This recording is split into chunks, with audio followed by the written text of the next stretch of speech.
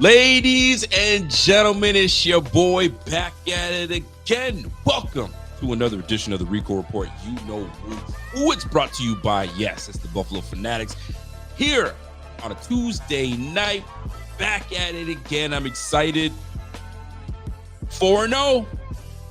4-0, like the Four Horsemen. If you guys are my wrestling fans, you know what I mean? The Four Horsemen. Listen, we got past it. The first quarter of the season is in the books. Real question is now, where do we go? How do we go from here? What do we take from the month of September? And here's the thing about football. And football in the month of September is always tough. And I'll tell you why. Like my pastor at church always says, Pastor Lenny. Shout out to my guy, Pastor Lenny. He always puts out a question or a statement, and he goes, "I'm so glad you asked," because he's about to give you the answer, right? So here I am, getting on Pastor Lenny. Anyway, so here's the deal. By the way, welcome everybody to another edition. If you guys are coming into this room, smash that like. It's Patriot Week. You guys already know what time it is, man. Just because the Bills are where the Bills are at these last 5-6 years, just because the Patriots are where they are now, based on the past 5-6 years, it don't matter. We always want to crush the Patriots. We're going to get into that later on this week because it's a big week. It's a big week. Don't call it what you want to call it. It's a big week. But here we are yet again on a 4-0. All right, we're going to recap a little bit of the game. I don't want to do too much of it because my man Z-Bot did it yesterday, right? So we want to kind of transition into week 5, right? Into the second phase of the season. My man Terrence said Blanton, religious Rico. Heck yeah. Listen, have you guys not seen the transformation in me? Remember how I used to cuss left, right, center, right? Rated R Rico. Hey, man, I'm trying to listen, man. I got saved in 2021, and I'm not trying to be there. I'm trying to be transformational. I'm trying to change. I'm trying to be a better example. I'm trying to be a better, a better Christian man. You feel me? So come along with the journey. Come along with me, man. This is the way to go. Anyway, neither here nor there, but you guys have noticed. I hope you guys have noticed the change, because if you haven't, there's a problem. Sometimes I try to revert back, but I'm like, no. Listen. That's the old Rico. You know what I mean? We're trying to be positive here. Anyway, and watch the mouth always. So that being said, let me get right into it. 4-0. Oh, September. Here's my biggest thing with the month of September. As much as the month of September is important, it's not. Right? Unless you're one of those teams that are sitting at 0-4. 1-3, you feel me? So like you start to realize, praise the Lord, that's exactly right, baby. You start to realize, does September really matter? Because every single year we're always told that whatever, you had beautiful weather in September, real football counts starting now. Isn't that what you always hear? So it's almost dismissive to even talk about what you did in September. What you did in September was September. You know what I'm saying? Teams are still trying to figure themselves out. Now the league has kind of sorted themselves out, obviously with unfortunate injuries that has taken place. Always tough. But you tend to not want to, lament on what you did in September. Although the Bills being 4-0 is fantastic, we love it. But most teams are going to be like, okay, so and what? What are you going to do going forward? Because we can go on a horrible stretch. Right? And teams are praising the Bills in the power rankings around and all that stuff. But most people are going to sit there and be like, and it's now on to the second phase of the season, right? Phase 2. This is the second quarter of the season. Now, this is where, all right, we now know what the teams are like. Most teams have sorted themselves out, right? You know who the good teams are. And you know who the great teams are. And you know who's in the in-between. And there's some teams that surprise you. And there's some teams that are like, what? You guys are supposed to be better than what you guys are. What's going on? You look at the Broncos. The Broncos look solid. The Broncos look real good. Led by a really good head coach. A head coach that believes in his quarterback in Bo Nix. They've got themselves a run game. They got themselves a pass game. And they've got themselves a heck of a defense. The Broncos in that AFC West, that's going to be a good one. The Chargers look good. I mean, I anticipated the Chargers would be good, but I didn't think they were going to be this solid. I thought the Commanders would be better than where they're at. No, they're not. They're okay, middle of the pack. Now, obviously, Jane Daniels being hurt doesn't help, but the point I'm trying to make is what you did in September doesn't really matter. It's now, how do you maintain? How do you build on what you've done in September? Because that's in the past, and now we're gonna start getting to the nitty gritty. So that's the tough part about watching your team have success, especially with the teams that are having success, right? It's like, okay, great, you beat the Patriots, you beat the Jets, you beat the Miami Dolphins, great, awesome. You beat the Ravens, and some folks are saying, well, you beat the Ravens, but the Ravens are what the Ravens are right now. You've seen what the Ravens are. I think we're all shocked as to what the Ravens have displayed on football. I mean, most folks are looking like, I knew the Colts would be in the mix, but I didn't think they'd be this good with, of all quarterbacks, Daniel Jones. But all they needed was a competent quarterback at the helm, which really makes Richardson look terrible. Like, they whiffed on Richardson.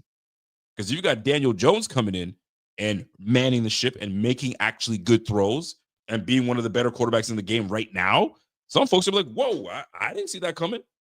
Neither did we. But this is the beauty of the NFL. It's the beauty of the NFL. The Colts could go on a plunder. You know what I'm saying? They could just plummet all the way down and say, oh, there's the Daniel Jones I know. Who knows? Or they keep it going. It's just, it's the beauty of the NFL, where I love the parity in the NFL, right? There's not that team that is super great, right? Some folks might look at the Bills and say, hey, they're super great. I'm looking at the Bills like, yo, we're good, but we've got so much more to go, right? Chiefs, could they be on a rise right now because they're starting to get a little healthy and they got them guys back?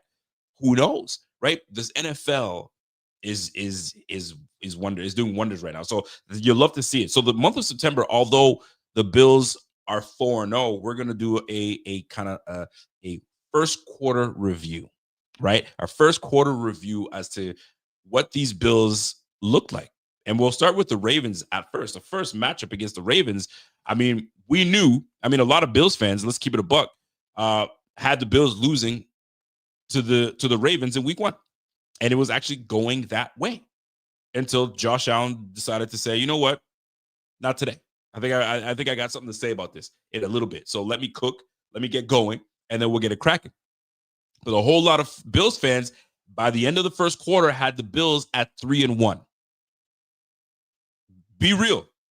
Bot was one of them. Bot was like, as much as I love my Bills, I think we're gonna get beat by the Ravens. I was like, I don't know, man. I feel like the Bills, at this point, if I go back to what my record was, I had the Bills going 4-0 in the first. I had us going on a run for a minute. There was something about us beating the Ravens that I needed us to beat the Ravens, and it was going to the route that we weren't going to beat the Ravens, but we did nonetheless. But here's the deal. There were a lot of things that we needed to fix, and we still need to fix. Derrick Henry seems to have these games against the Bills where he's either mediocre or he's absolutely sensational. It's one or the other. He's either like just a 40-yard rusher and we can't contain him, or he goes off. We just know that about Derrick Henry. He did it to us when he's with the Titans. He's done it to us multiple times when he's been with the Ravens, right? So him going off for 160 plus yards and the team going for 230, you're like, here we go again. The Bills, when their defensive woes, are not able to stop the run. So that when you look at that, you're looking at this team like, okay, here we go. But then you see that resiliency of these Bills that don't give up when you have a quarterback like Josh Allen, and he wills you back into the game to win the game.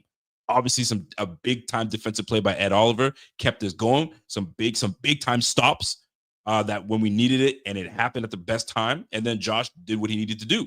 But when you came out of that game, you're like, although we won that game, boy, do we have some things to clean up. And it starts in the run game. It starts, defending the pass. It's one of those things. Some folks look at week 1 as the 4th game of preseason, right? But this one counts, right? You have all your starters. So not everybody is is oiled up and ready to go, like, greased up, and all the working parts are ready to go. They're still working kinks out. Well, we happened to work the kinks out against the Ravens near the end, and we got that win. But it kept some folks, you know what I mean? I had my head scratching moments where I was like, man, like, I don't know what this defense. I scratching my old chin, thinking, golly, all right, well, hopefully we can kind of get our act together the following week. And that was against the Jets, and we had such a better display of football that we were like, okay, maybe that was an anomaly. Maybe that was just a one-off starting off the season against the Ravens. Maybe we're back, right? We kept Brees Hall and Braylon Allen down to 100 yards, less than that, give or take. We had, if not for the 49-yard run from Jets quarterback Justin Fields, I mean, we had these boys bottled up pretty damn good.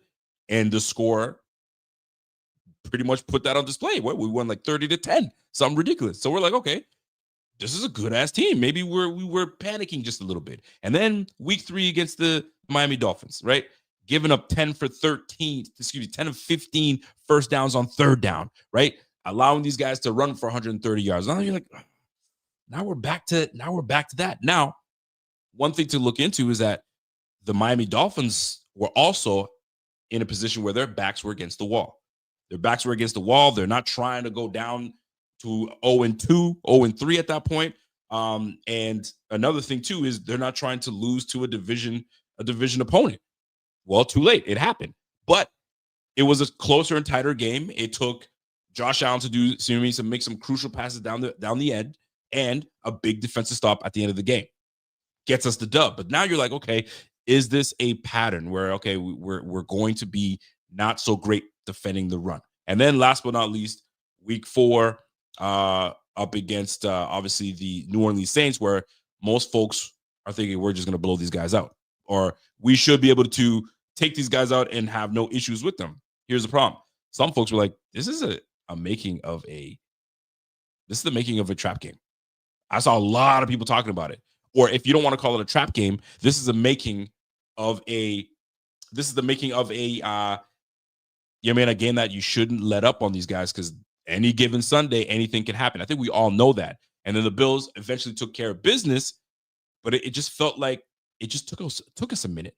But yet we still continue to give up these big chunk run plays against his defense. So I'm looking at the first 4 weeks of the season. What does it tell us? So I bring those up. I kind of recap the games really quickly, but what does it tell? In your words, if you were to use 2 or 3 words, or maybe just a statement, what the first 4 weeks of the Bills, what do the Bills tell you?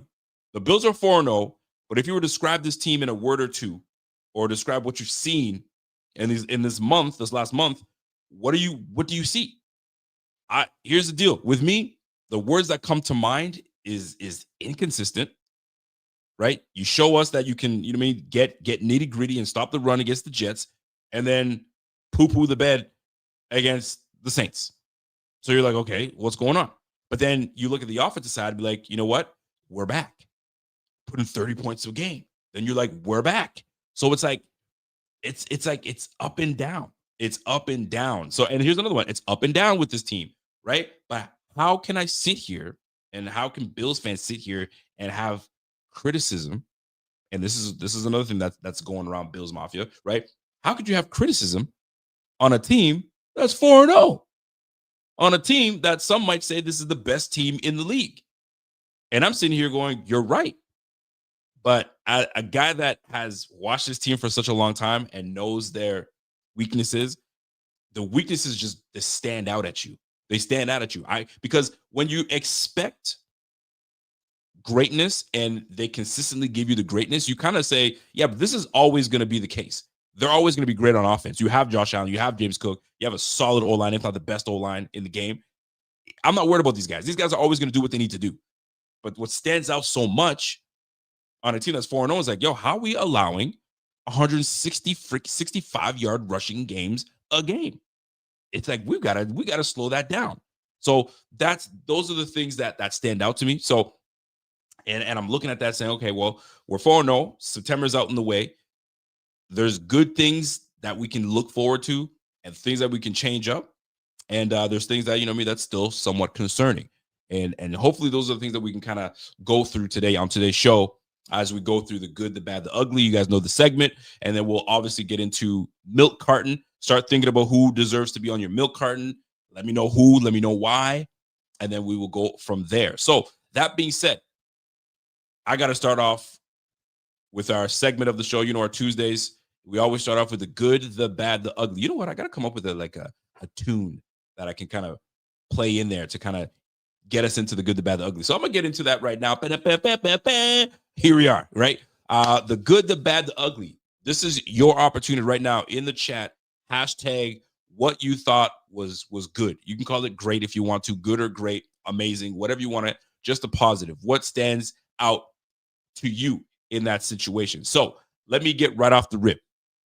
Let me get out front off the rip because I think it's important that we talk about this individual. Now, I have the wrong one here. There's my guy. Hold on. Let me go. This guy right here. James freaking Cook. Great. Good. I feel like this has been the James Cook month. And in the last 2 weeks, he's been sensational. And it continues. James Cook, yet again, is a big piece of this offense. And it just isn't going to stop. I think this is going to go consistently for the rest of the year if he stays healthy and this continues and the O-line stays intact. This guy's fantastic. He's continuing to show that no longer can you, when you talk about the Bills offense, you're merely mentioning Josh Allen and a whole bunch of guys, right? Josh Allen did a whole bunch of, and I can see this argument being made by a lot of fans around the league where they say, hey, enough of using the excuse of Josh doesn't have anybody and that's why he won the MVP, because that's BS. James Cook deserves to have on the pedestal just as much as Josh Allen does, and they're correct.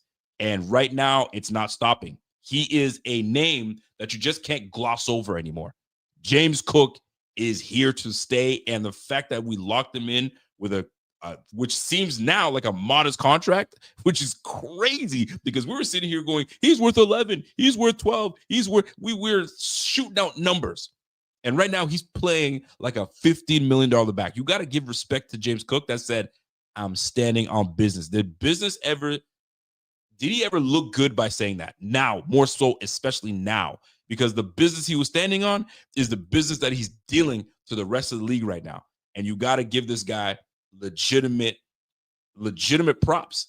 James Cook needs to be on the same pedestal as my man Josh Allen. And if you remember playing NBA Jam back in the day, you used to have the 2-on-2, and then you had a third, right? I used to rock with the Sonics, so you always knew it was Gary Payton, you had Detlef Schrempf, and you had Sean Kemp, right? Those were your three guys, and you had to choose between whoever you wanted to mess with. Right now, if we had NFL Streets right now, it'd be James Cook and Josh Allen. Last year, if you talked about it, it would have been, it's just Josh Allen. It's James Cook and Josh Allen. Those two, that's the two-headed monster right now on this offense. And we've got a lot of key players that will contribute. I'm wishing and hoping that third player emerges. You know what I mean? The big three? Because right now there is no big three. Right now there's the big two. Unless you want to count Deion Dawkins from the offensive line. But I see that as their own entity, right? But the offensive firepower, I'm looking for that third guy to step up, whether it's Khalil Shakir, or is it going to be Keon Coleman? I haven't seen enough from Josh Palmer to even elevate him into that category yet. He's still trying to figure things out. Or is it Kincaid?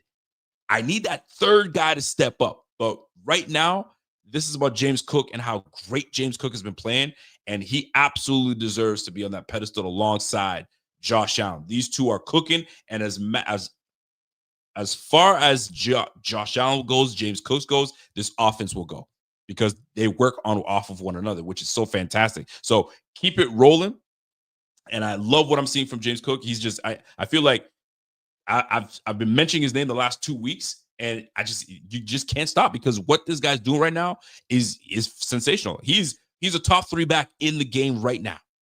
If you're looking at the running backs in the game right now, he's a top 3 back, right? Jonathan Taylor, one of the better backs in the game right now. Bijan Robinson being another, and James Cook. He's right up in there. right? Those are the top backs in the game right now, running the football, catching the football out of the backfield. You name it, he's doing it. And here's the deal. He's staying on the field. He's absolutely staying on the field. There's none of this, hey, man, we're going to take you off and Ty Johnson's going to come in. Hey, we're going to take you off and Ray Davis is going to come in. No, that brother's getting majority of the touches in the backfield. And you know what? I'm very okay with it. I'm very okay with it. Now, on the flip side, most folks might say, well, maybe we should chill. Maybe we should, we relax a little bit on giving him all those touches because we're only week 4 and he's on pace for over 250 carries. And usually in that 200 to 250 is where you want him to be. But if we rely on his running prowess, we rely on his abilities to get through and do what he needs to do, it's going to have to keep up. It's going to have to keep up. And if it continues, then that's what we're going to have to do. But there are some people that have concern saying, chill out. You don't want to run that brother into the ground. We need him fresh, right? We need him later on for the playoffs. We need him for that big push. I get that. But this is why he wanted to get paid $15 million. Let's keep that in mind too, right? You got to protect your assets, yes. But you also, when you pay someone that much money, you want the dividends. You want the return on investment. So that's the biggest where Joe Brady is going to have to now figure out that sweet spot, right? Where you're not taking away the touches away from this brother, but you're not overusing him as well. So this is where the why this offense is so balanced, because last year, don't forget, 30 plus touchdowns in the air, 30 plus touchdowns on the ground. First time it's ever been done by a team, and that's the balance that you get with a Joe Brady offense. So hopefully he finds that sweet spot. It seems like he's tinkering and finding that sweet spot. So that's what I'm looking forward to seeing from James Cook. So great job, James Cook. Great job, offensive line. Great job, Joe Brady, for finding the right plays to give him the right situations. And I'm loving it. Aaron Cromer. I got to give a big shout out to Aaron Cromer as well. He's got that O-line in such sync that this offense is rolling pretty well. So keep that up. Love to see it. And let's keep it rolling. My man Walter says, yo, we went from 2 months ago, Cook only plays 44 snaps, to are we using Cook too much? I've seen it. Believe me, I've seen this conversation happening right now. And when I see this, I'm like, wow, that's wild, because we were talking about exactly what I've been saying. I was saying it. I was like, yo, we're only playing this guy 44. And he wants $15 million. Well, guess what? $15 million has you on the field a lot more. And I'm for it. Just find that sweet spot. Just find that sweet spot where, if he needs a breather, he'll call out and do what he needs to do. So we'll go from there. We will go from there. So that being said, James Cook, fantastic. I can't see it slowing down. This guy's going to continue to do big things, and I'm looking forward to it. So let's keep it rolling on the good. I'm going to go right to the offensive line. Offensive line continues to just do great things for this run game. This run game works because of this offensive line. And if the run game continues to work, it keeps teams on their toes, which allows Josh Allen to do what Josh Allen does. And that's put the ball in the air and find his guys, right? You saw it, prime example in the Ravens game, where we needed the O-line to hold their water, make your blocks, and allow Josh the time to cook and do what he needs to do and deliver. And that's exactly what he did. In the Jets game, not necessary. We're going to run the football, and we had control of the game. In the Dolphins game, he didn't go deep, but he was efficient as ever. He was just taking what the defense gave him and made the proper plays, was 3 touchdowns, and away we go. A quiet 3 touchdowns, and he did what he needed to do. So this O-line that continues to just be great, as long as they stay healthy, this is going to be an offense that's going to be hard to touch and hard to slow down.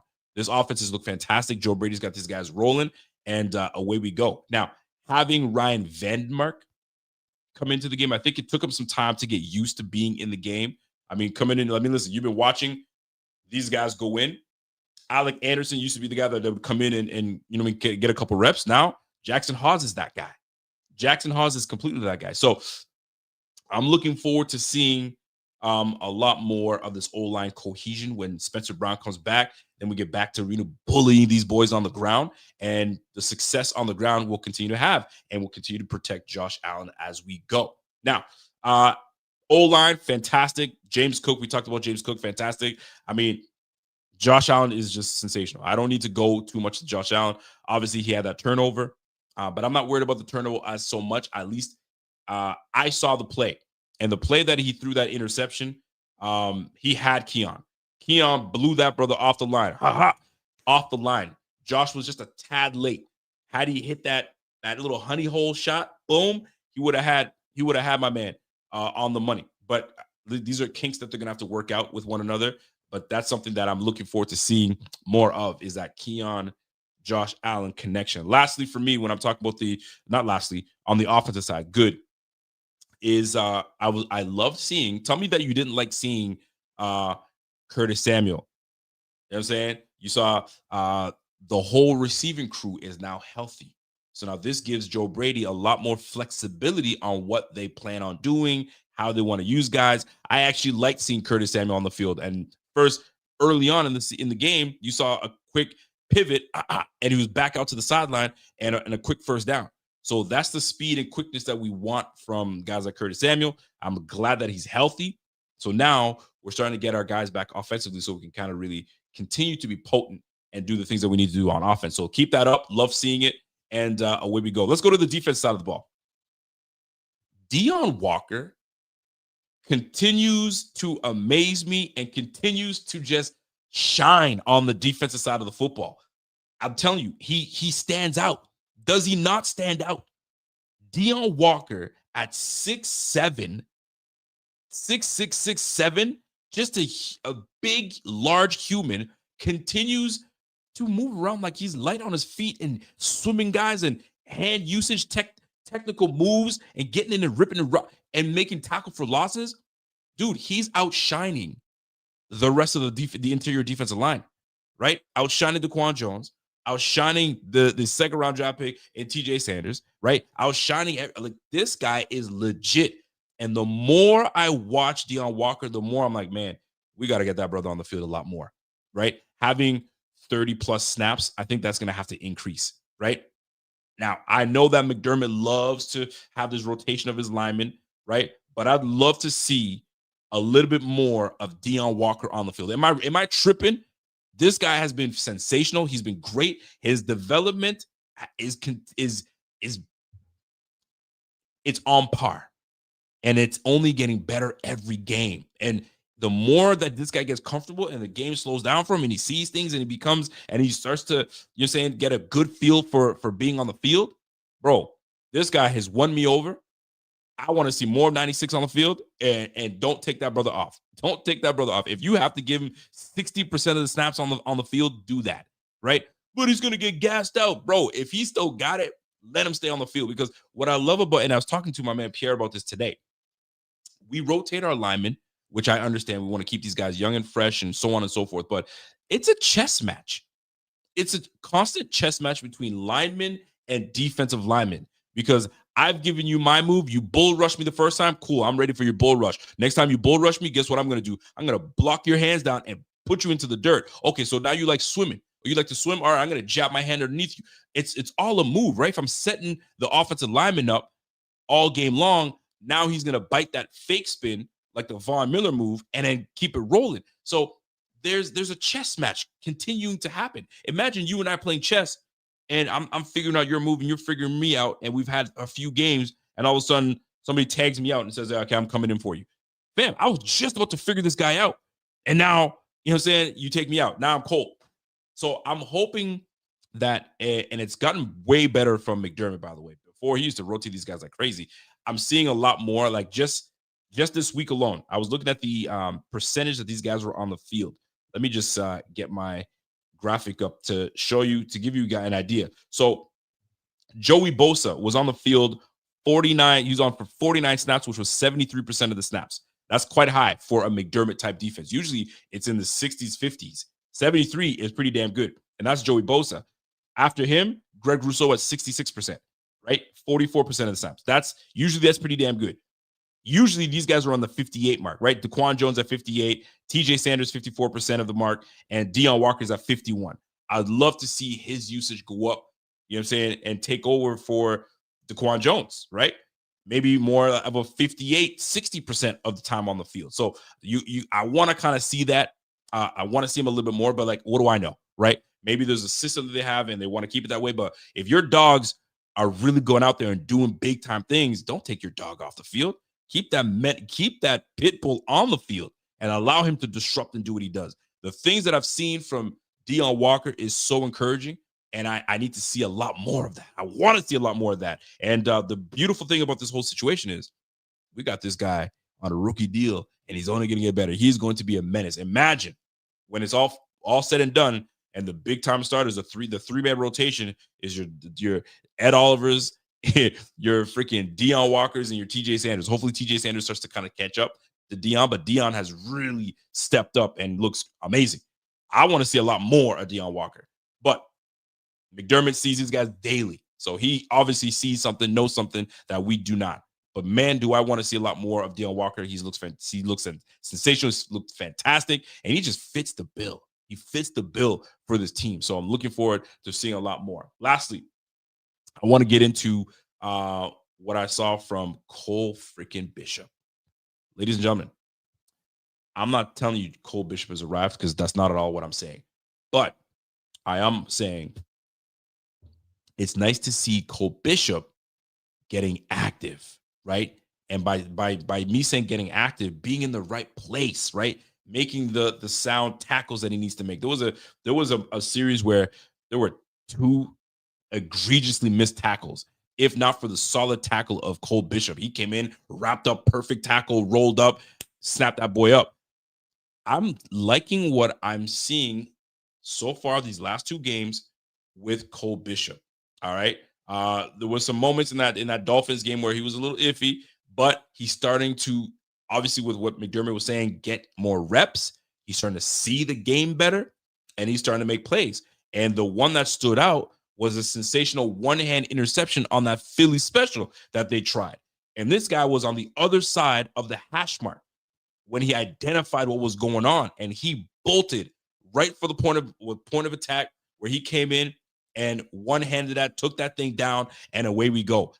If that small play that he made is the small encouraging boost that he needs to be the safety that we think he can be, this is a great sign. This is a great sign that Cole Bishop is getting the reps, he's getting the time on the field.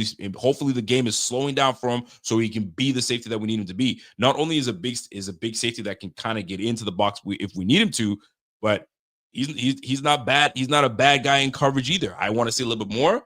He's not horrible, but he ain't great, but he's going to get there. He's developing. He's only in the year 2. He's going into year 2. This is his 8th start as a safety. And you'll love to see I like seeing what I'm seeing from Cole Bishop.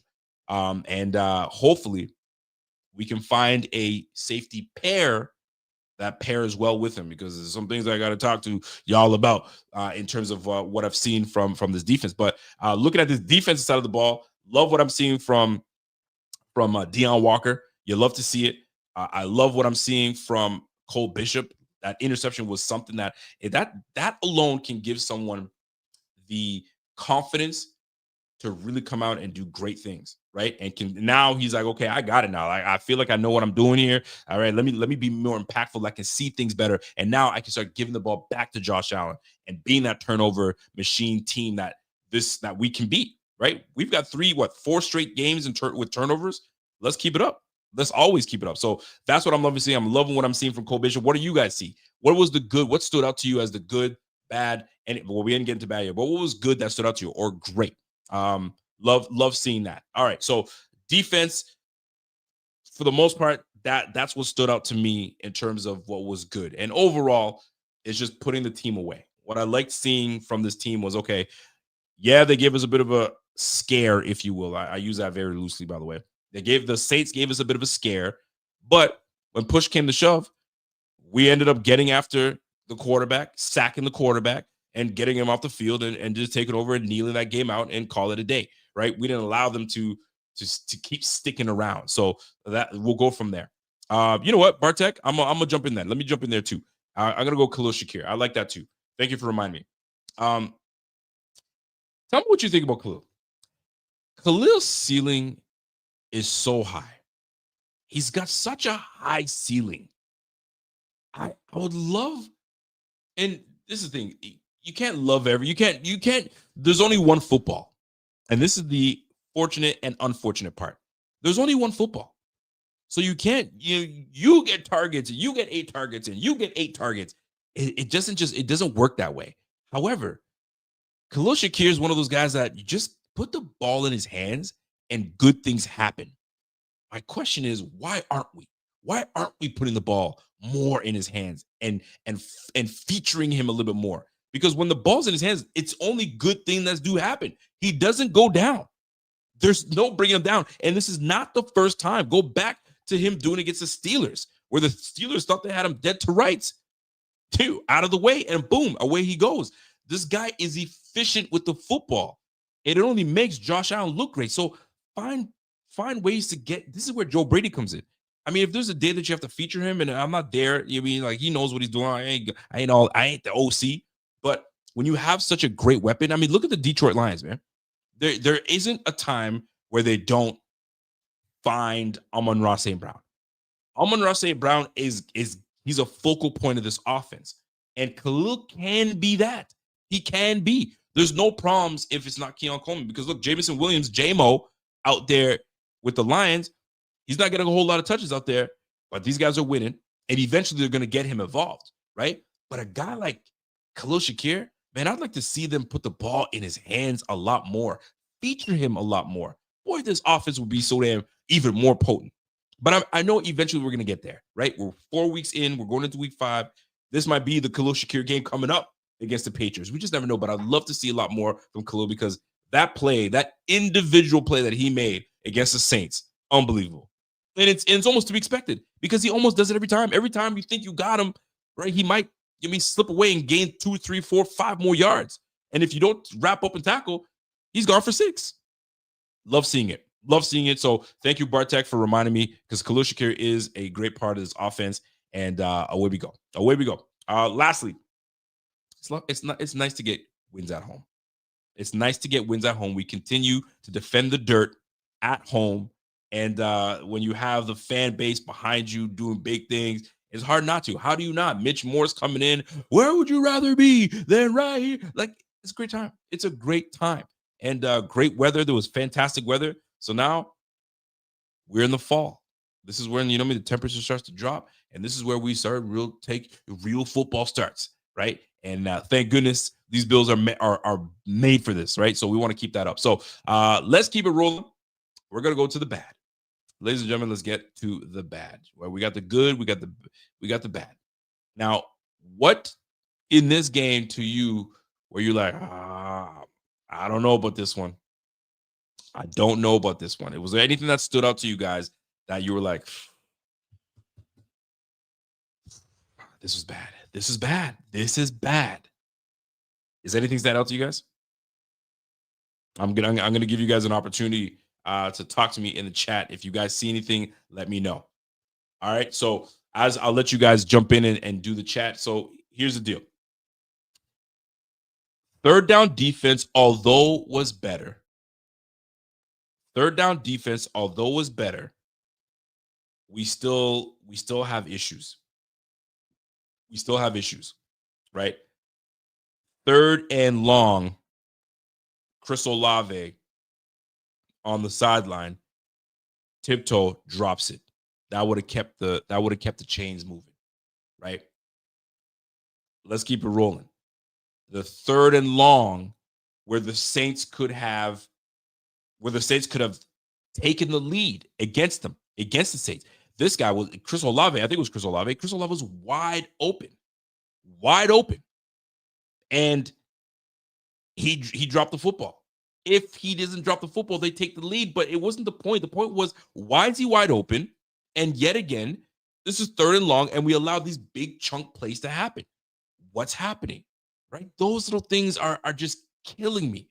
right? The third down defense, although statistically it wasn't as bad, but there were some drops that easily 2 or 3 of those receptions, these guys would have been at a 50% mark on third downs. Yet again, we're allowing these third downs conversions to happen far too easily. I don't mind if it took, I don't know, a guy to scramble from here and scramble from there, and he's doing all this hoopla and then hitting someone. There's only so much you can do and cover downfield, but these things were happening much too easily for me, right? So third down defense continues to be something that I think we need to, obviously we're going to fix. We're going to get there eventually. We have no choice, but that's what stood out to me in this regard. So third down defense, I need that to be a little better. I need us to tighten up a little bit, but it starts with getting the pass rush. The pass rush, and here's another thing. The pass rush isn't there. Man, Greg Rousseau, almost as if he's non-existent. Like, I understand you're not a pass rush specialist, but I need you to get there. We're paying you $20 million a year. You gotta give me something, baby. You gotta give me something. I'll talk on Greg Rousseau in just a little bit, right? Joey Bosa, great lineman, right? He's got elite skill, but the pass rush, taking bad angles and getting inside instead of staying in your gap and keeping contained and pushing the pocket. I mean, we're missing that. We're just not getting enough pressure. We're not getting enough pressure. And if you're not getting enough pressure, guess what? Quarterback's going to have enough time back there. Where's my football at? Did I drop my football? I got my football somewhere. You know what I mean? You're giving the quarterback too much time to pat the ball and figure out where he wants to go, right? He's sitting here going, nah, I don't like that.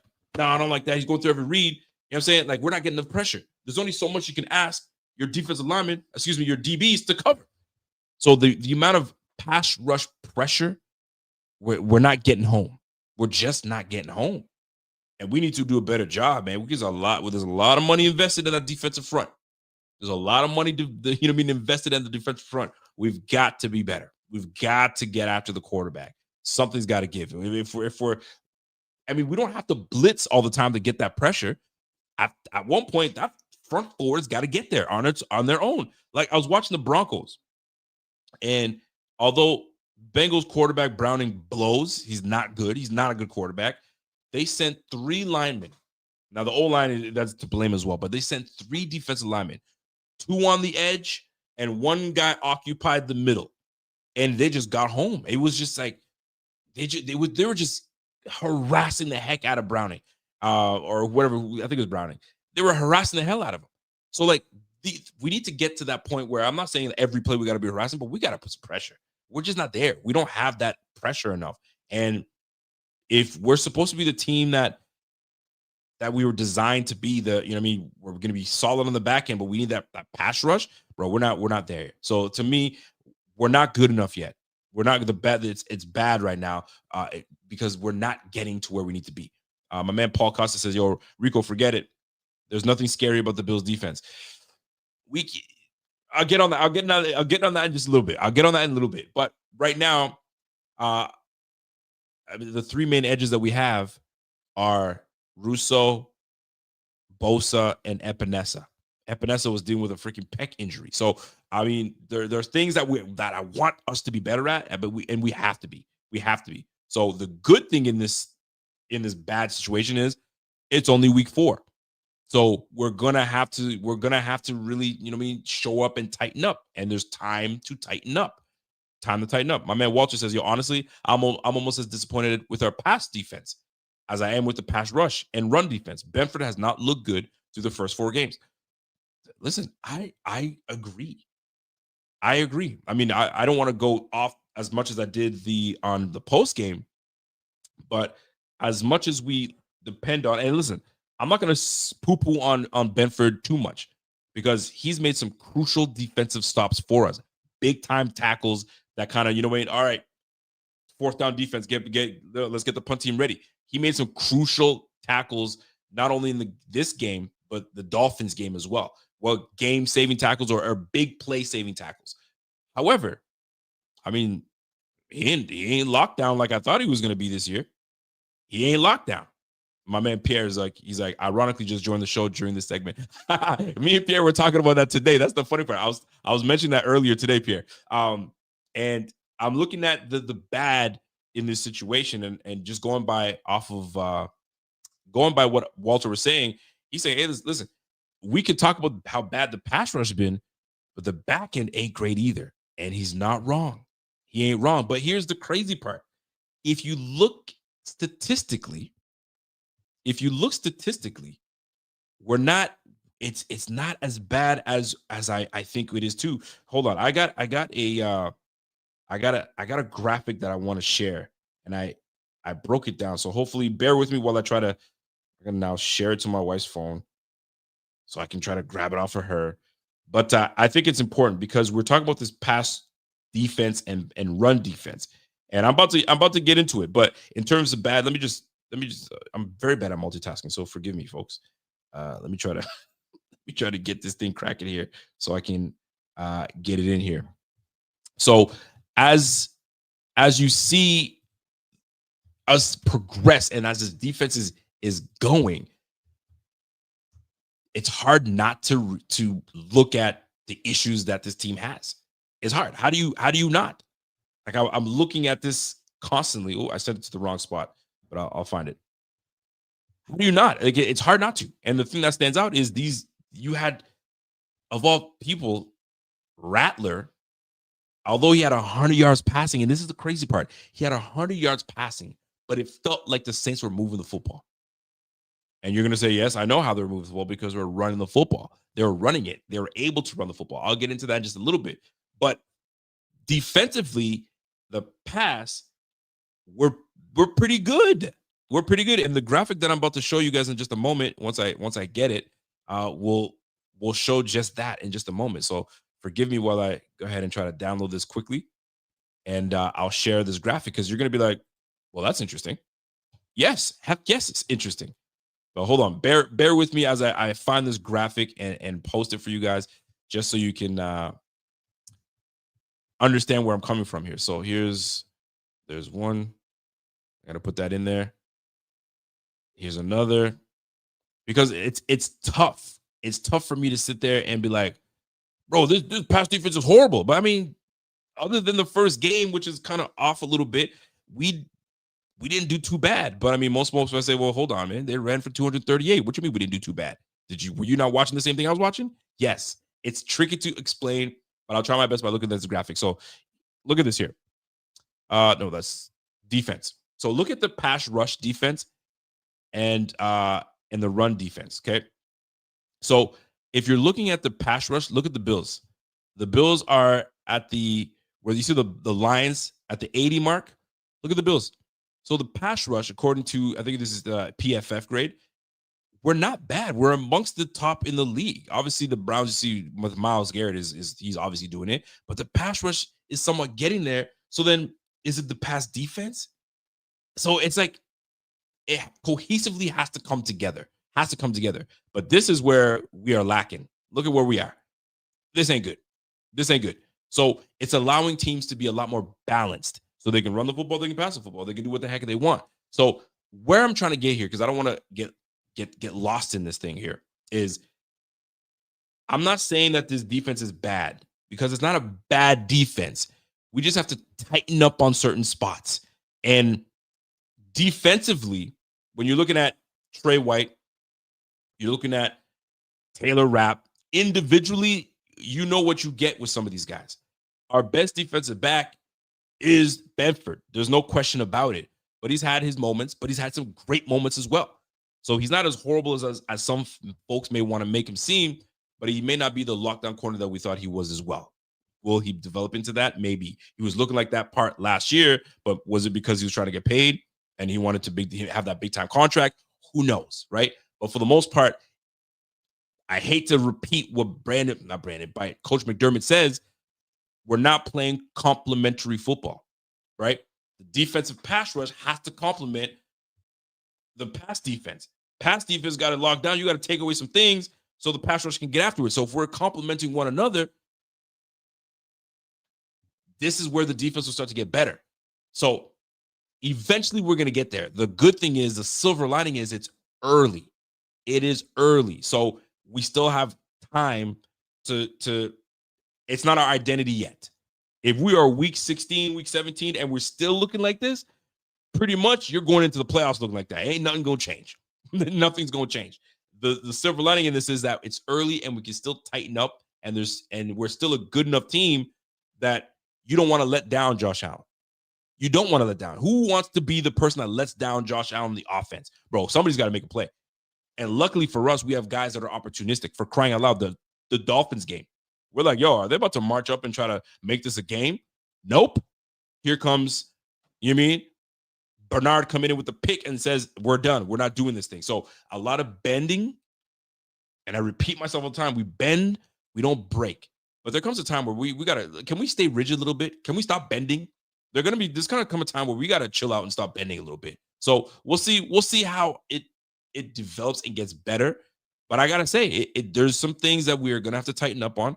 And to me, that where it all begins too is you gotta get the pass rush pressure. And that way it helps these guys, and these guys can do their job, and you can do your job. Now, tackling is a whole nother ballgame. We let, what was his name? Kendre Miller, just run through us. Missed tackle from Taron Johnson, an egregious missed tackle from Rapp. And then Trey White just standing there, just watching. And then he tries to Scion punch the ball out of the man. That boy's a big man. Bro, how about we wrap up first before we try to punch that ball out? You know what I mean? I get it. You're not a big dude, Trey White. You know what I'm saying? But golly, we gotta wrap up. We gotta wrap up. This tackling has to be better. But here's the silver lining in this. Fundamentally, we've got to get, these are fundamentals, man. It's just gotta get needy, gotta get gritty and get in there. We can't be soft. We cannot be soft, because right now the jig will be up. The jig will be up. And teams are gonna be like, yo, these boys can't tackle, they're soft. So go right at their necks.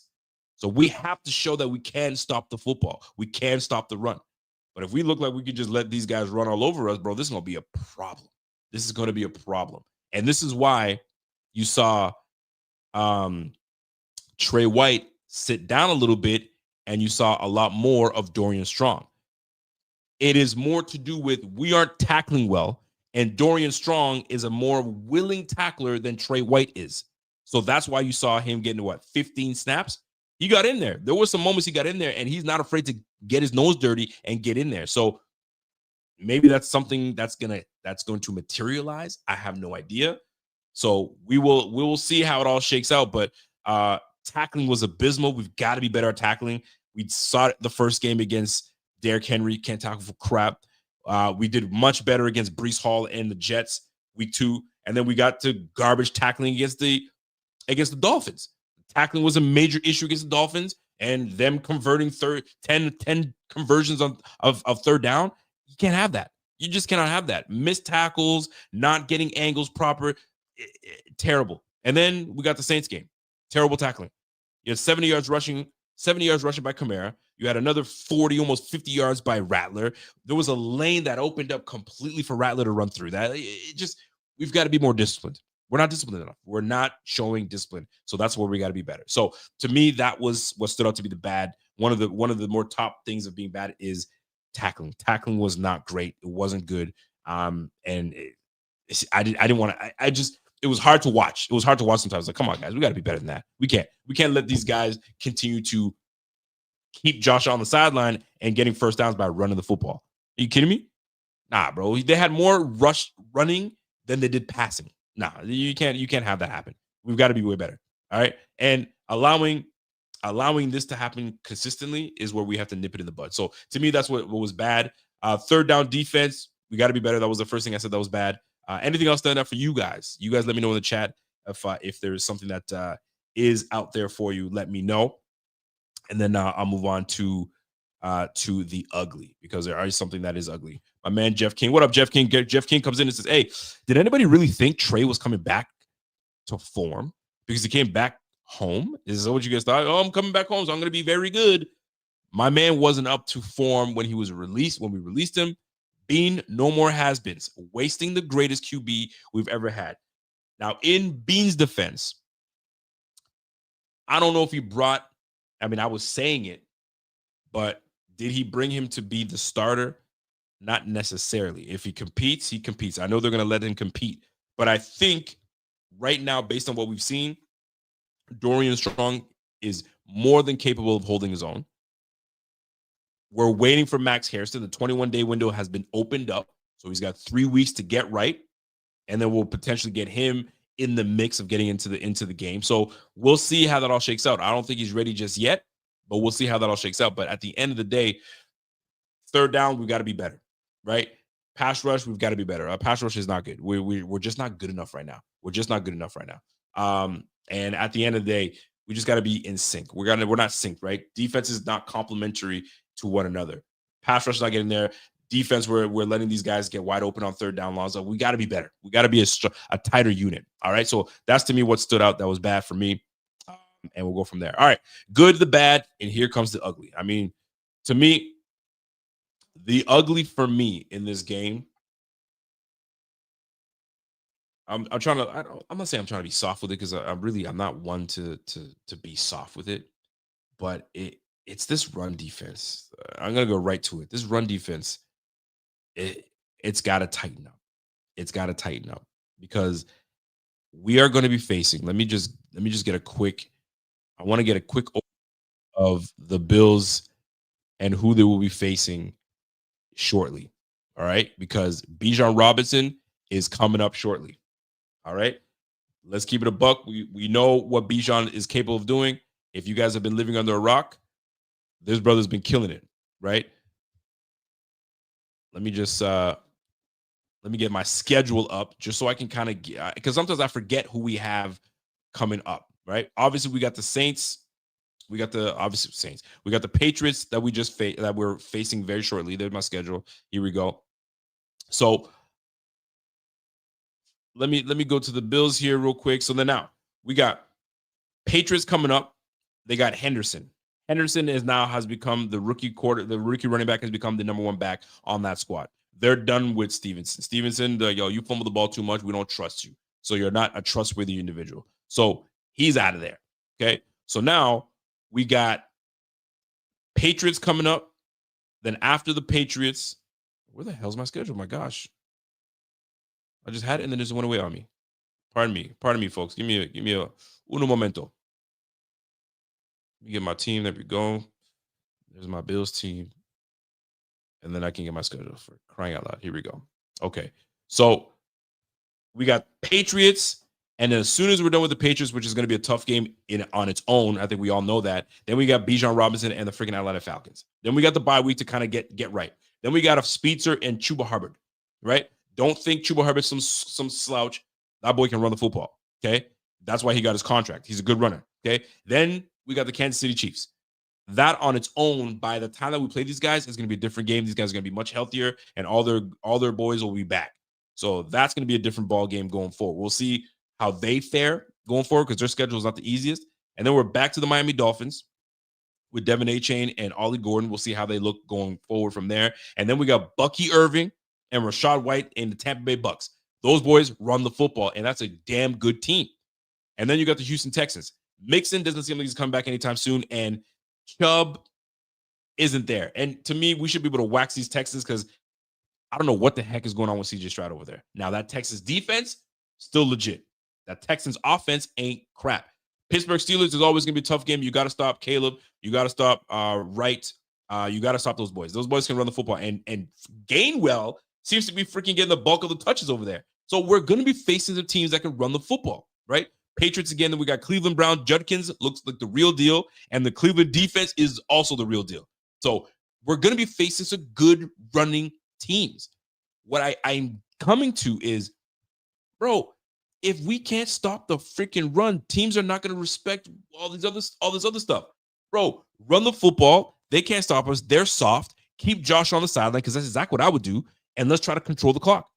This offense that we have is too good to we're not going to score. We're always going to score. But if you keep Josh on the sideline, bro, we can't. So we need to show up on that defense. That run defense is porous. We're allowing 165 yards a game. We're dead last in the NFL. Dead last. And let me just cement that because I don't want you guys to say, well, Rigo's a liar. He ain't know what he's talking about, right? Maybe I'm wrong. All the teams have played by now.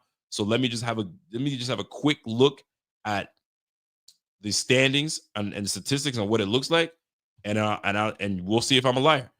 Defensively, looking at the defense right now, if this thing would load up properly, okay, and rushing, ladies and gentlemen, the Bills right now we've allowed.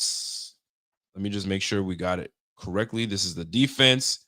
Rushing defense right now. So as of right now, the Bills we're neck and neck with the Bears. We've allowed 657 yards rushing. The Bears have allowed 658 yards rushing, right?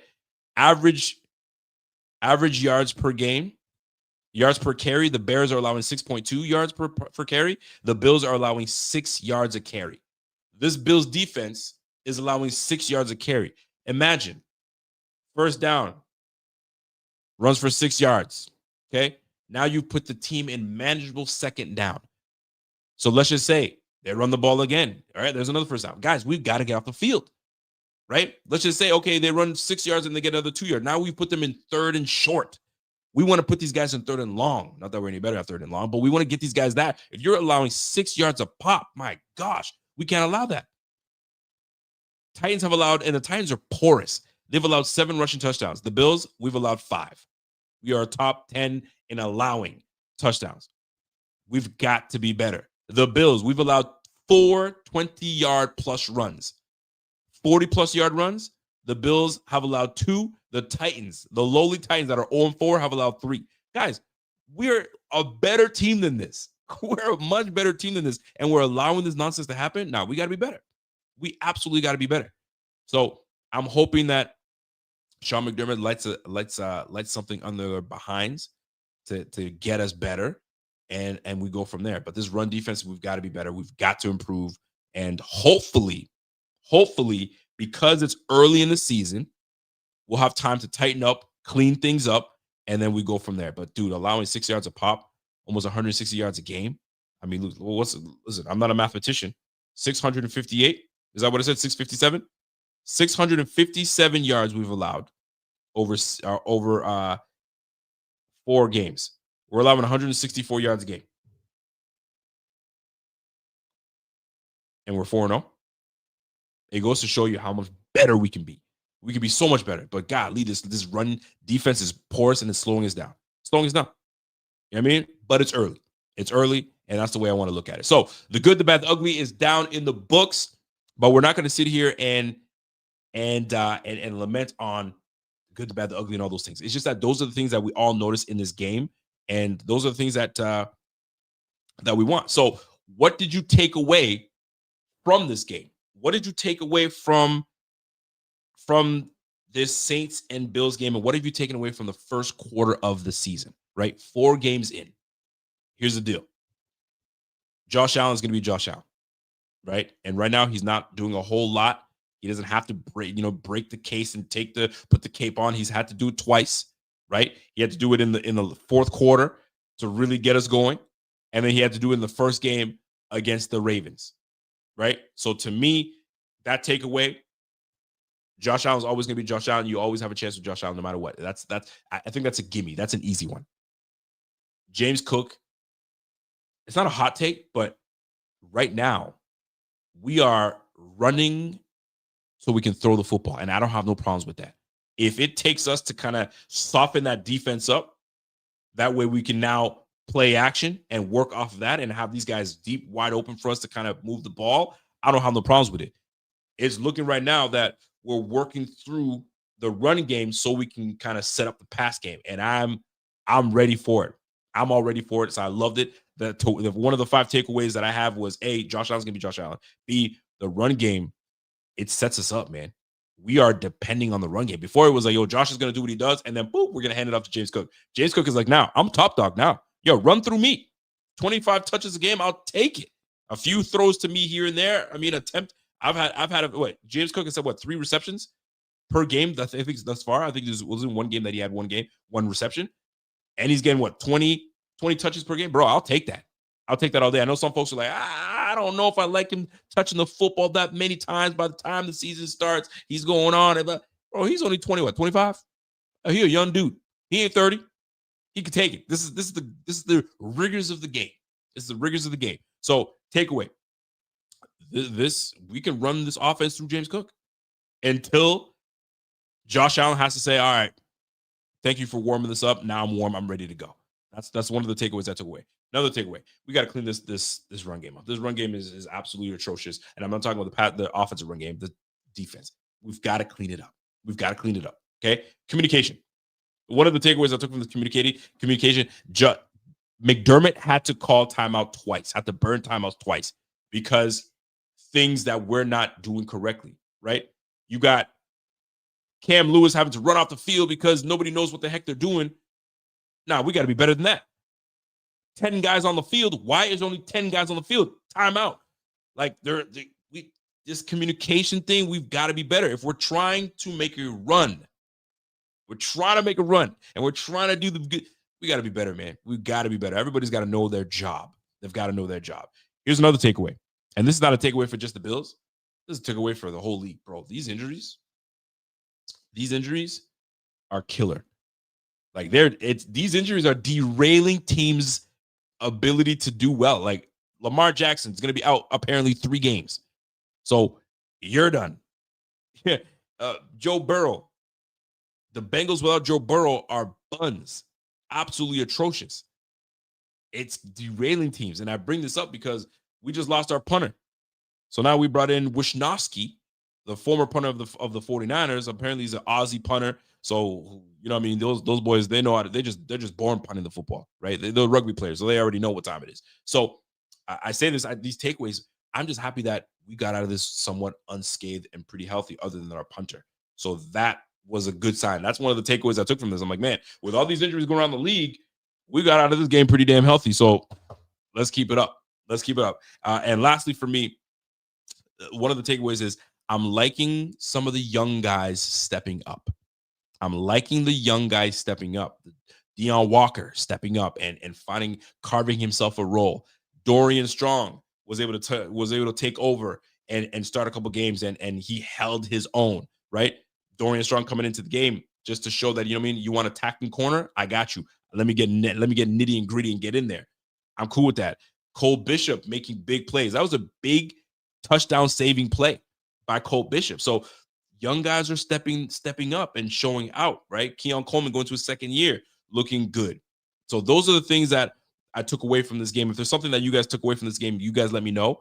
And we'll go from there. My man Sandman says, yo, Davis got to get more touches just to give Cook some time to breathe. Listen, I'll touch on that right now. I had James Cook. I had Ray Davis on my. I had that brother on my. You got me losing my words here. On my milk carton. Why, bro? They gave him a touch. He's shuffling his legs. He's gaining no yards. Yo, get off the field. This was going on in preseason, and it hasn't improved since. Now, as a running back, as a former running back, I played. You need to get comfortable. You want to get a couple touches to kind of, you know what I mean? You know what I mean? You ever hear people say, yo, once I get that first hit, okay, I'm ready to go. I'm woken up. Let's go. So one carry gets hit. He goes to the sideline. It's like, bro, let me get it warmed up. But he hasn't shown enough. And James Cook is hot. He's the hot hand. So you never want to take the hot hand away. Now, if there's some struggling going on by James Cook, then maybe you got to change things up. But in this case, James Cook is doing all the things he needs to do. He's running hard. He's in between the tackles. He's slippery. He's dicey. Love what I'm seeing from my guy, James Cook. But Ray Davis, I'd love to see him involved more on the offense, but maybe it's just it ain't his turn, or they're just not seeing enough from him right now, or it's mostly more so about what James Cook is doing and how successful he's been. So that's the one way I look at it. My man Jeff King says, hey, and playing down to teams is getting old. He's sick of it. I watched the 85 Bears for 30 for 30 the other night. By week 4, everybody knew these brothers were winning the Super Bowl. Why? Because they played hard every game. That's why I was saying week 4 is tricky, because at this point in the juncture of the season, some teams are now starting to figure themselves out at this point. You kind of know who the crap teams are. You know who the real contenders are, and you have all the guys in the middle. Right now, the Bills are a contending team. They looked apart. And here's the crazy part. The Bills, they haven't really played like a complete game yet where you're like, shoo, these guys are dangerous. We've been putting 30 points on the board, and there's some games where you're like, yo, we haven't even played our best ball yet. Defensively, we haven't played our best ball yet. Offensively, we haven't even played our best ball yet. You feel me? So there's so much more to look forward to. But I feel you. I feel you, Jeff King. I do feel you. My man Johnny Chance is playing against the Hollands and Diggs. Benford will have 2 interceptions. I mean, that's what I'm looking for. All right, here we go. Excuse me. Here we go. So now that we got to the good, the bad, the ugly, let's get right to what I want to talk about. Okay. And before we do that, we got to get into special teams talk first. Okay. We have to deal with, excuse me. Excuse me. The punting situation is going to be resolved, but we're going into week 4 now.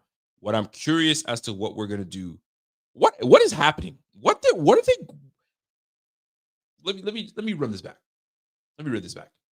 What special teams unit going to look like week 5, week 6? Because I'm looking at the punting situation that's rectified. Wisnowski's coming in, and Cam Johnson went on IR. He's going to be on the IR for the next four weeks. Okay, we got a new punter. Hopefully, the punter not the greatest leg in the world, but that boy knows how to punt that ball real high. So enough for us to get into there, and he's good at pinpointing and coughing punting and putting it where it needs to be.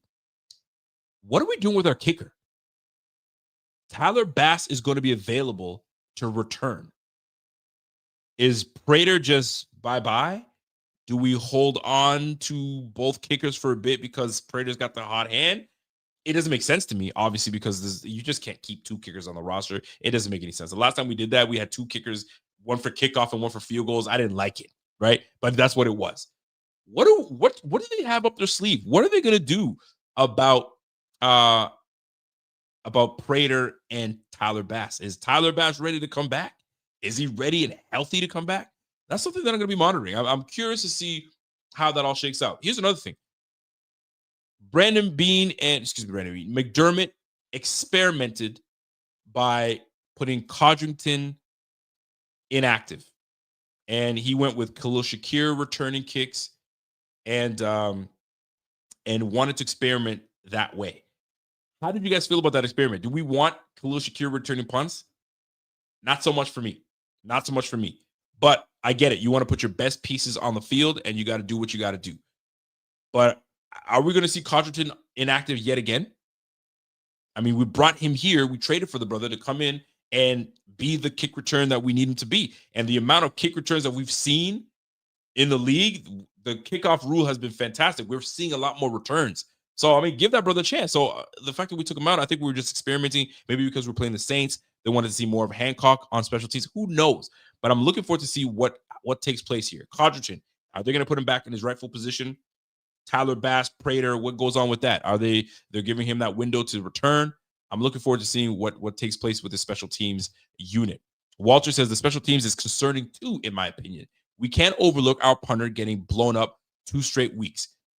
Teams are close to hitting home. Ooh, I'm so glad you brought that up because I unfortunately have to bring up number 69, Reed Ferguson. I saw what game was it that Reed Ferguson absolutely got blown up and put on his ass. He was upside down, right? He was upside down and it didn't look good.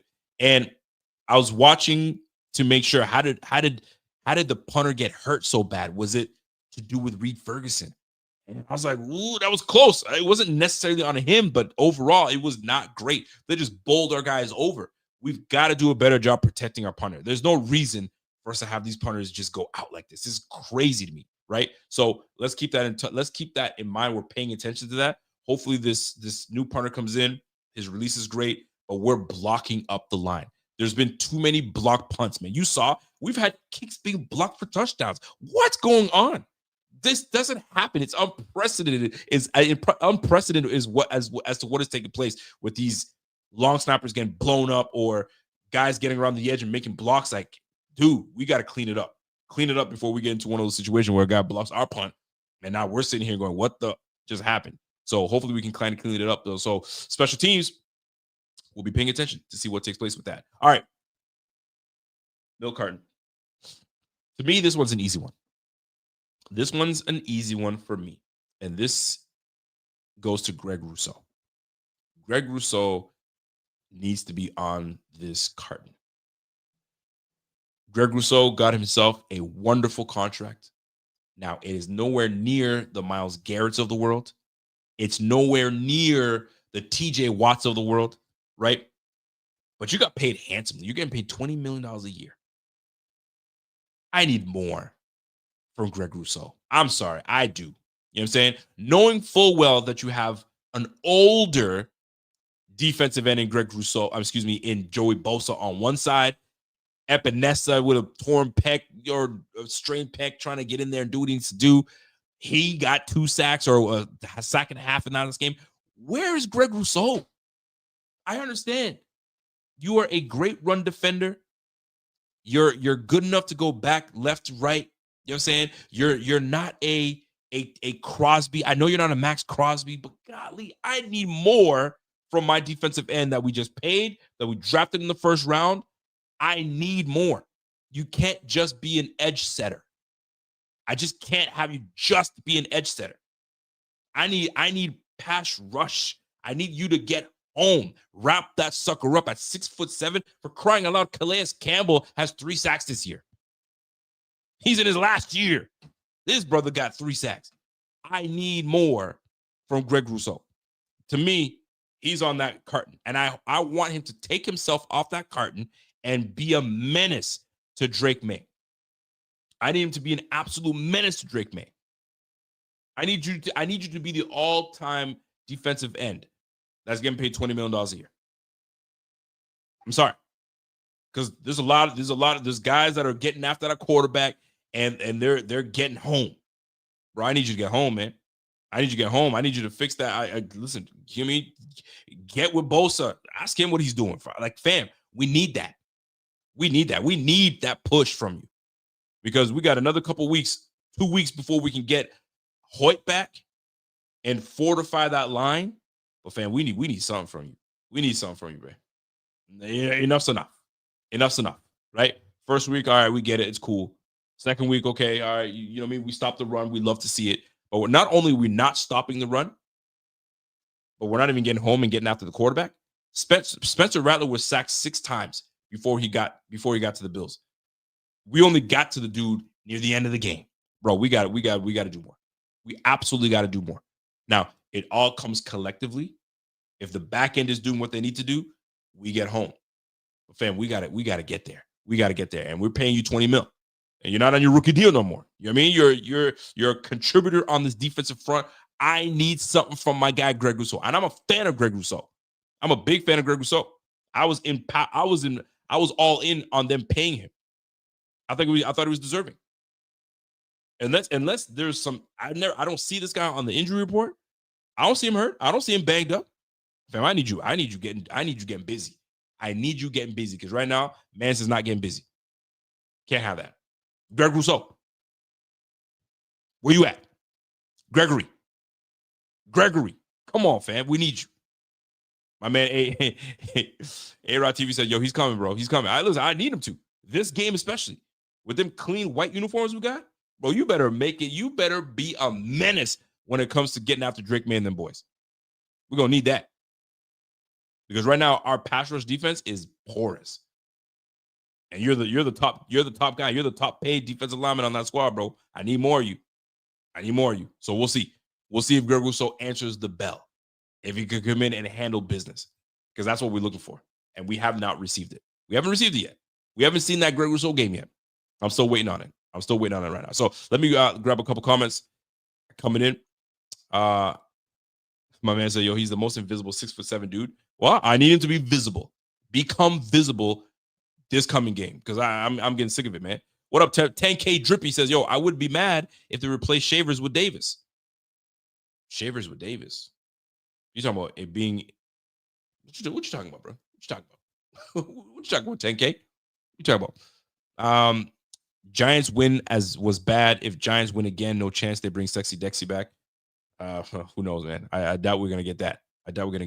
By the way, my man Jeff King says, checking out, brother. Love you. We may be 4-0, but that's like boasting about beating up a family of midgets. Sorry for the short people. 3 weeks. The Ravens game, loved it, but we got it. But we got to be blessed, and we got to take, one game at a time. I appreciate you, Jeff King. You're the man. Now, here's the deal. Before I close out, going into this game, because I do want to touch on a little bit of what was going around the league, because right now the Bills are up there with the Eagles being the top teams that are undefeated. Eagles are undefeated, the Bills are undefeated, but man, oh man, I'll tell you right now, we haven't even tapped in.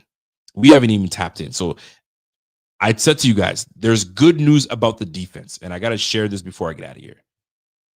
The good thing is, I know how inconsistent this defense has been. We haven't played. The teams that we've played, we got the Jets are 0-4.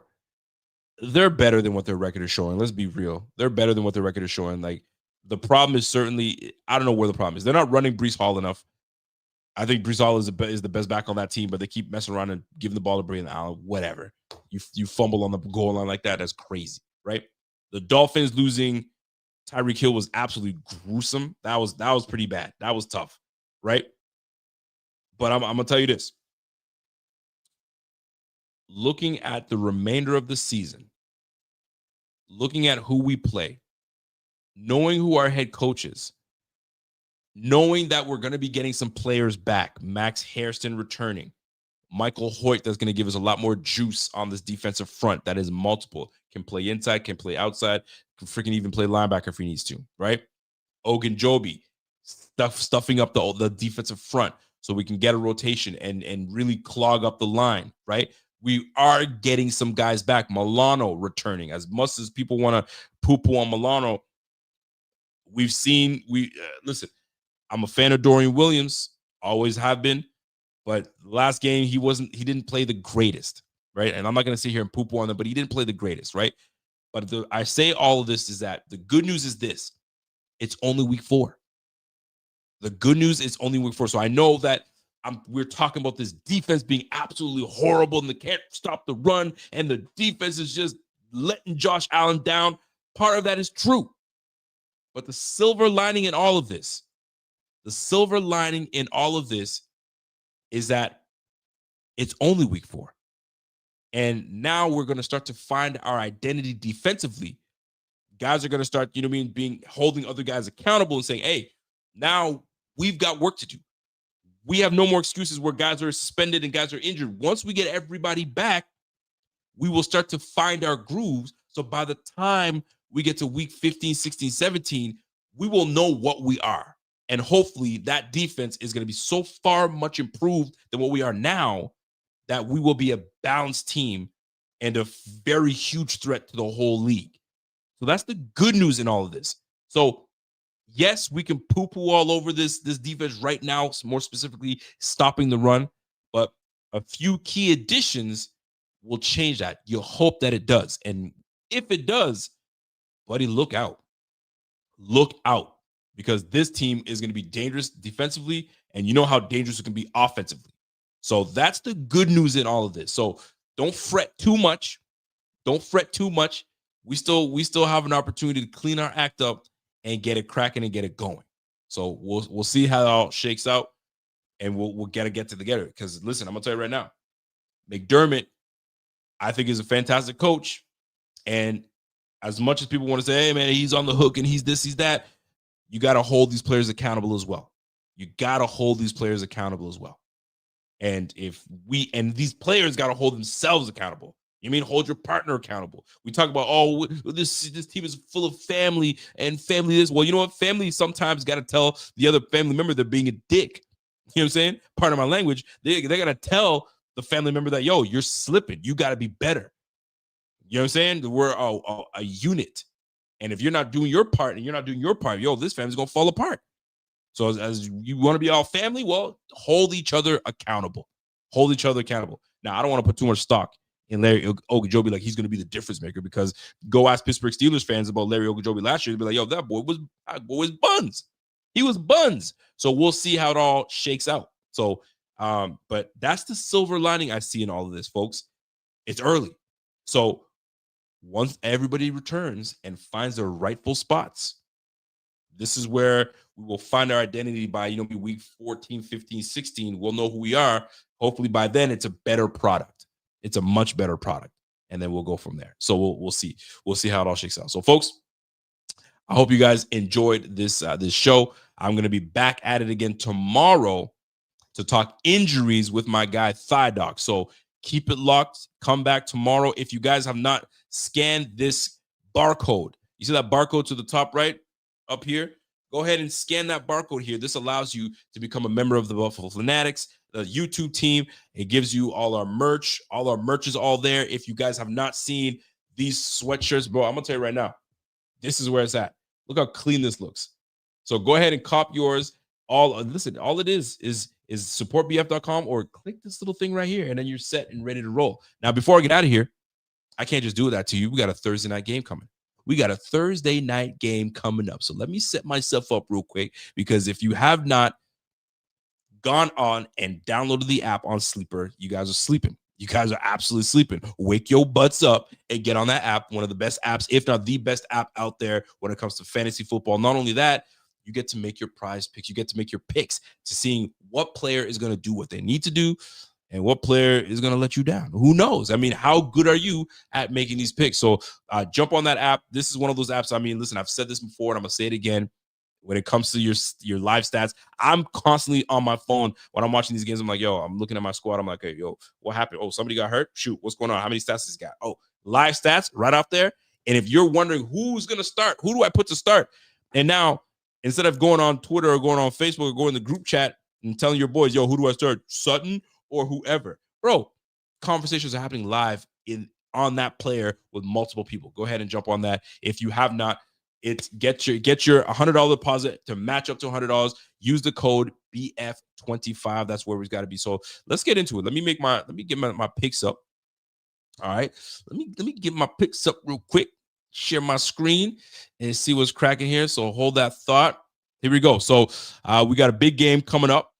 Obviously, San Fran. You mean it's a big divisional game. San Fran going up against LA. So obviously Christian McCaffrey. Most folks were like unsure about Christian. What do we do with a Christian McCaffrey? Is he legit? Is he gonna be the guy that we need him to be? I mean, for those that drafted him, you guys tell me. From what I see, he's getting back up to par, but the freaking dude, these San Francisco 49ers are getting banged up like crazy. Like, now you got Ricky Pearsall that's out, and now, I mean, Brock Purt just came back, and now he might be out going next game. So Macaroni Jones is back at it again. We're gonna find out. So Christian McCaffrey, 58.5 yards over under, but you're going up against a pretty damn good defensive line with the LA Rams. What do you say? Christian McCaffrey's Christian McCaffrey. I'm always going to say, give me the over. I'm a running back fan. You guys already know that. 58.5, that's nothing, man. He'll do that in his sleep. Give me the more on Christian McCaffrey. Now, I gotta pick him. I got a free pick with Matthew Stafford. You know he's going to get his yardage. The boy had over 300 yards passing last week with Devontae Adams and Puka Nacua. Puka Nacua, this guy is on a freaking roll, man. Whoever drafted Puka Nacua, good for y'all. This guy's getting you points. So Matthew Stafford with Puka Nacua, he's obviously going to give me my pick 'em. I'm going to grab that. Devontae Adams, no brainer. Give me more, right? 56.5 yards receiving. Boy, he'll do that in his sleep as well. And lastly, Tutu Atwell. I took a risk on this one. Tutu Atwell had that huge reception, and they're saying, hey, man, will they love him even more if we give him 9.5? To me, that 9.5 is crazy. But that was his first reception all year. So, like, this one was a tough one. So I'm like, you know what? Give it to me. Like, if you showed enough that you can be trusted. And he was a trusted receiver last year. So give me Tutu Atwell with a more. Look at the pattern, guys. Look at the pattern. You see it. More McCaffrey, more on Stafford, more on Devontae Adams, and more on Tutu Atwell. You guys let me know how y'all feel. I hope your fantasy team is doing well, by the way. Because right now, I got 3 fantasy leagues. I'm not 3 fantasy team leagues is way too much. So I'm 2-2 on my Yahoo fantasy team. But that one was a bidding. I don't know. I've never done a bidding fantasy team ever before. So $200 I had to bid and do all that stuff. I was like, that's crazy work. I wasn't sure how I felt about that one, but nonetheless, here we are. lastly, we had who else did we had? I got 2 sleeper leagues, and I'm 3-1 in both of them, and I'm looking quite strong. Last year, I went the strategy of going receivers. Never again am I going to do that mistake. Never again I'm going to do that mistake. I went strong on running backs, and proof is in the pudding. Never go away from the running backs. The running backs is that's where you get your W's, man. The receivers, they're dropping like flies, and you're depending on bad quarterback play, bro. Give me the running back. Give me the running back room. And here's the great one. I took Hampton in both my leagues on the sleeper rack, and I was like, why is nobody grabbing Hampton? Are you guys nuts? Killing it for me right now. I had Neighbors in one of my leagues. That one's killing me. That one, I got to figure that out. So hopefully we can find somebody else that's going to replace him with the Giants. But man, the running backs is where it's at, folks. You know what? I'm doing all this talking. I'm going to show you guys what my team looks like in just a moment. So go ahead. You guys already know what time it is. So when it comes to it, folks, get that sleeper app. Don't sleep on it. You guys already know what time it is. So it's never going to stop, man. Like, this is one of the best apps. So go ahead. We're going to match it. BF25 is a code you want to use. And let's get it cracking. So appreciate you guys. And let me show you guys what it looks like to rock with my fantasy squad. I'm going to see if I can kind of get it cracking for you guys. So just so I can show you guys what I'm working with. You feel me? Show you what I'm working with. So let me open up my sleeper app, get that thing cracking, and show you what I'm looking at. So my first team, let me see if I can share my screen here so you guys can see that. Let me get that out of the way. I shared the wrong screen here. Give me a second here. Let me close that out and then share my new screen here and show y'all what I'm working with that sleeper app, folks. All right, there's my squad. All right, so check this out. Let me share my screen real quick. Here's what I'm looking for. I'm hoping you guys can actually see that. Let me see if I can get out of the way so you can see that a lot better. And let me share my screen. All right, check this out. All right, so here's one of my squads right now. So my squad is 10 toes down. And let me show you what I'm working with. So Baker Mayfield's my quarterback. I got Jonathan Taylor and Omarion Hampton. Boy, you better stop. I should win this league. There's no way I'm getting stopped, right? I got Malik Neighbors. I got to move on from Malik Neighbors. So that's going to be a tough one for me. I got Emeka Egbuka. How they let me get Emeka Egbuka is crazy. So I'm making big things. Listen, if you guys don't have Strange, if you have not picked him up, go ahead and pick him up. He gives you crazy work. He's nice, right? Only 34% owned in the league. You guys got to do better. I got Chuba Hubbard and Tony Pollard. Okay? Dude, you can't go wrong. In that Houston defense, and I got Gordon. Now, I'm holding on to Gordon. Something tells me he's going to get more touches if they decide to blow things up in Miami and they move on from Devin Achane. I don't know if they do. Maybe they don't. I have no idea. But Ollie Gordon, I'm holding on to him. He's sitting right there for me. And I got Crosby Merritt. I got Rashad White. I got Deontay Thornton. I got Darnell Mooney. And then I got Tyquan Thornton, which I'm going to insert into my starting line over Neighbors. And we're laughing. So that's my one league. All right. And then this is the one that I commissioned. This is the one that I commissioned right now. I just had a huge game, 175 points. But your boy was nasty with it. All right.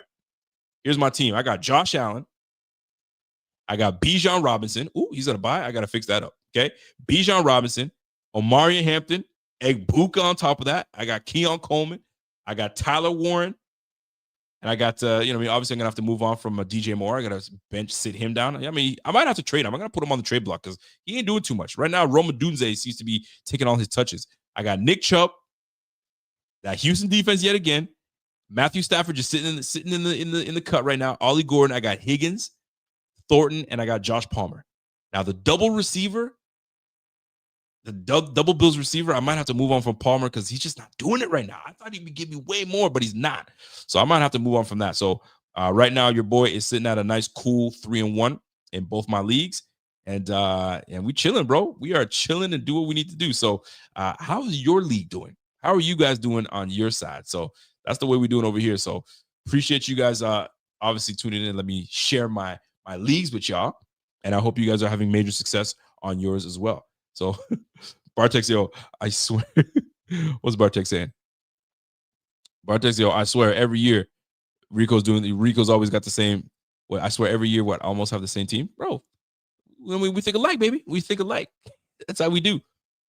My man says, yo, Rico, Buffalo 33, NE 32. Damn, you think it's going to be that close? Go Bills from the Philippines. Shout out to my mans from the Philippines. Wow, you think it's going to be close like that, huh? Really? I'm actually, we'll see. We'll see how that all shakes out at the end of the day. I don't know if it's going to be that close. I don't know if it's going to be that close. And if it is, I don't know. I don't know. My man said, yo, Rico, you're down on your fantasy team, bro. I love my fantasy. I love my fantasy team. All right. Here we go, folks. I appreciate you guys tuning in. Obviously, you guys are fantastic as always. So we're going to be back at it again tomorrow with my guy Thigh Doc. We're going to be talking injuries. We're going to talk about what do we do with this 21-day window that's opened up? What takes place? Tyreek Hill going down. What are the odds that he returns and comes back as the old Tyreek? Drew Rosenhaus seems to think that he'll be back next year.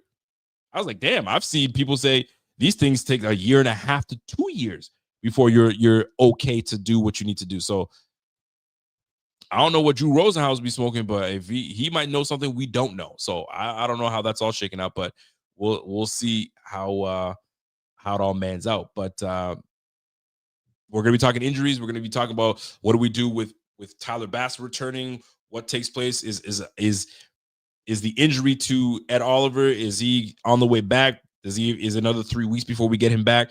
What does it look like? So this is why we do these on Wednesday. So join me tomorrow with my guy, Mr. Thigh Dog. We'll be talking about injuries and we're gonna get it cracking. So that is my time, folks. You guys are always the greatest when you guys tune in and help your boy out and make it a show. So appreciate you guys.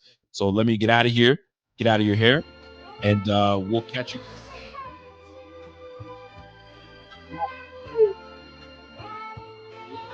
And we'll see you tomorrow with the Thigh Dog, baby. So y'all have a great night. And we'll catch you guys on the flip. Peace.